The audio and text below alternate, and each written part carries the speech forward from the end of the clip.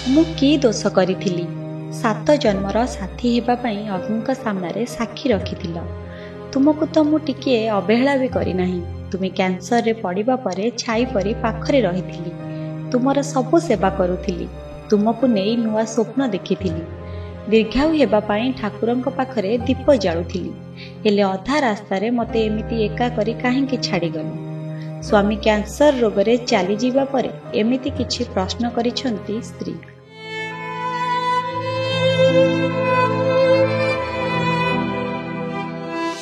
हस छड़ाई नेला कैंसर। मथार सिंदूर पोछीदेला। लुहर पेड़ी खोलीदेला। विवेक को झुरुछंती सृजना सुवेदी।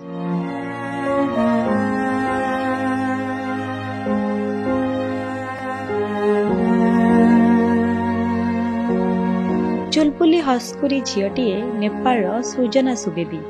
जेतेबेले देखिबे ताको मुहरे सबुबेले थाए चेन्नाई हस, किंतु आज से हस कुआडे हजि जाइछि। काहेकि ना ता स्वप्नर मनीष ताकू छाड़ी चली जाइछि आर पारिकू। सोशल मीडिया रे सबुबेले चर्चा रे थांती सृजना। खास करी स्वामी को कैंसर रोग हेबा परे बेसी चर्चा रे थिले एही महिला। बाहागर परे दुहे अमेरिका रे रहुथिले। बेस हस खुशी रे चलीथिला संसार गाड़ी, किंतु से खुशीर संसार भितरे सते जेमिति काहार नजर लागिगला। जहांक साथी रे दिन राति काटुथिले से आर पारिकू चली गले। और स्वामी को मृत्यु पर एबे आगु को जीवन केमिति काटिबे सृजना ताहाकु नै चिंता। नेपाल रु अमेरिकार यात्रा सेते सहज नथिला। अमेरिका रे रहिबा परे सुख दुख रे चालुथिला ताको संसार। हठात जना पड़िला विवेक को कैंसर होइछि बोली। आजिकाली कैंसर रोग रे मेडिसिन बाहरी थिबारु सृजना भाबिले कि चिकित्सा कले स्वामी सुस्थ होई जिवे। सेठी लागी तो आत्मविश्वास हराई नथिले सृजना आउ कैंसर सह करुथिले लड़ाई। आजिकालीर आधुनिक और स्वार्थपर समाज रे जेउठी किछि स्वामी स्त्री एक्स्ट्रा मैरिटल अफेयर्स रे रही परिवार और पिला छुआंकठु दूरेई जाउछंती तो आउ केही सारा जीवन साथी होई चालिबार कथा देई मध्य अधा बाटरे हाथ छाड़ी देउछंती। किंतु सेही समाज रो जने स्त्री करी चलीथिला कर्कट पीड़ित स्वामीर निस्वार्थपर सेवा। ये हेउछि सेई दृश्य जे केही भी देखिबो भावविहल होई पड़िबो।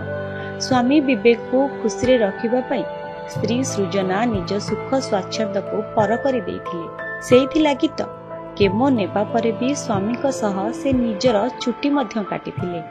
राति दिन एक करी अनिद्रा रही करि चलीथिले सेवा। प्रति मुहूर्त रे से खुशी रखुथिले विवेक को। हॉस्पिटल बेड ठु नै घर पर्यंत तांको छाई परी पाखे पाखे रहुथिले।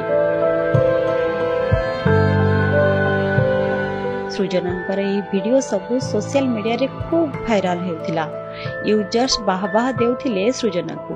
विवेक सह बिताउथिबा प्रत्येक छोट छोट मुहूर्त को से शेयर करुथिले तांको इंस्टाग्राम आईडी रे। सबु फैंस कहूथिले एही दंपति को प्रभु सब प्रकार खुशी दियंतु। दर्शक बंधु सृजना को देखिले अर्धांगिनीर प्रकृत अर्थ बुझा पड़ुथिला। स्नेह प्रेम भल पाइबार सह सेवा करि चलीथिले से, कारण से भी पण करि सारथिले। कर्कट को हराई स्वामी को सह सारा जीवन पुणी हस खुशी रे संसार आगे नेबे। एई देखु नाहंती एई दृश्य को केते हस खुशी रे चलीछि तांको जीवन, किंतु सते जेमिति मुहूर्तक मध्य रे बदली जाउछि सब किछि। हस खुशी रे चलीथिबा संसार को माड़ी बसुछि दुखर पहाड़। कर्कट रोगर 3rd स्टेज रे थिबा विवेकंकर चलीथिला दीर्घ दिन धरी चिकित्सा। हेले कोन हेबो कथारे अछि कपाळ लिखन के करिबोन। शेषरे तांका सांसारिक जीवन रे पड़िछि पूर्णच्छेद। सते जेमिति सृजनांक उपरे आकाशटा छिड़ी पड़िछि।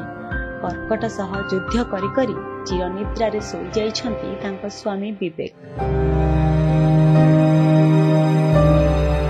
सृजना आज कर्कट को हराई स्वामी को फेराई आनी पारि नाहंती सत, किंतु आजिर महिला मानक पई से पालटी जाइछंती उदाहरण। जुगे जुगे तांकु ये समाज अर्धांगिनीर प्रकृत स्वरूप भाव में मन रखिबो। ब्यूरो रिपोर्ट, कनक न्यूज।